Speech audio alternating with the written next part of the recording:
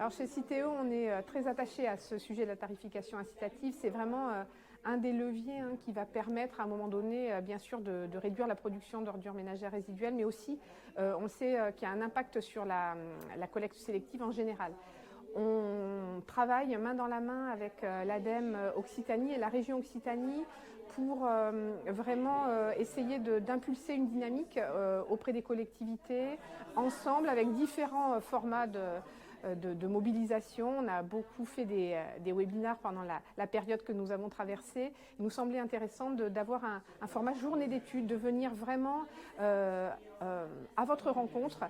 Vous êtes dans le Sud-Ouest, le syndicat de traitement qui a vraiment, à nos yeux, déployé un projet très ambitieux par sa taille, qui est départementale, par son ambition technique avec l'harmonisation et le déploiement d'un dispositif de proximité moderne avec de la collecte latérale robotisée et en y associant, en y mettant une couche effectivement de tarification adaptée et donc ce vaste projet de tarification incitative. Donc ça c'est inédit dans le Sud-Ouest et donc il y avait vraiment la matière pour passer une journée à vos côtés, permettre aux collectivités, aux 12 collectivités présentes, une trentaine de personnes, de vous poser toutes les questions de détail qu'elles se posent au moment de la mise en œuvre de leur projet pour de leur côté transformer l'essai aussi et se lancer. Alors cette journée d'études a été organisée à l'initiative de Citeo, de l'ADEME et de la région.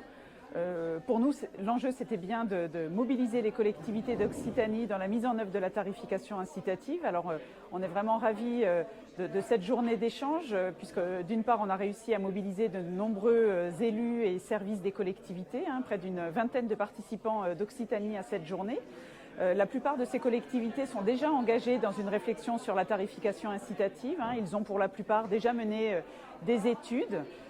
Et pour nous, l'enjeu, c'était bien là de leur faire rencontrer le SMD3 pour qu'ils puissent présenter la mise en œuvre de la redevance incitative et de les inciter ainsi, d'inciter ainsi les collectivités d'Occitanie à aller plus loin dans leur réflexion et à passer en phase opérationnelle grâce à ce retour d'expérience qui a été très objectif et très multithématique, puisqu'on voit bien que c'est un projet systémique, transversal, qui associe à la fois des compétences techniques, juridiques, financières, de la communication, de la sensibilisation. Et notamment, ce qu'on a pu noter, c'est le fort engagement des élus du syndicat et tout particulièrement de son président qui mène ce projet vraiment de main de maître. Le SMD3 se doit de répondre à ces invitations parce qu'on fait profiter à des secteurs qui rencontrent les difficultés que nous avons rencontrées nous-mêmes il y a quelque temps au sujet de la collecte et du traitement des déchets. Et le fait de leur apporter un soutien, de répondre à leurs questions, ça les rassure. Et pour nous, SMD3, ça nous permet de voir qu'on est quand même une référence par rapport à des syndicats voisins, à des communautés de communes qui font ça en régie. Et on apporte notre savoir-faire et je trouve que c'est valorisant pour le SMD3.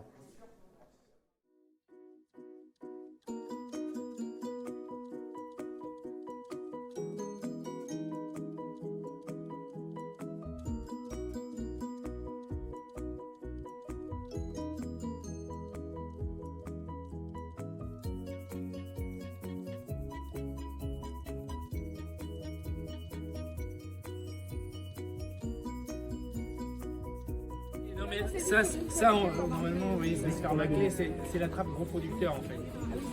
Quand il n'y a pas de RI, vous pouvez mettre ça à l'arrière pour les gros producteurs pour éviter qu'ils rentrent les sacs impars. Oui, voilà la raquette là, on a fait installer. Non, elle ouvrez Damien, voir.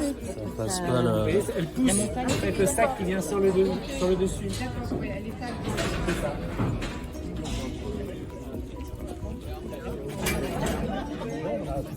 Ah d'accord, vous avez entendu que ça déverrouillé.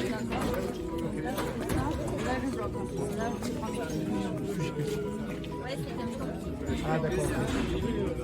Ah ouais. Le déverrouillage, la temporisation.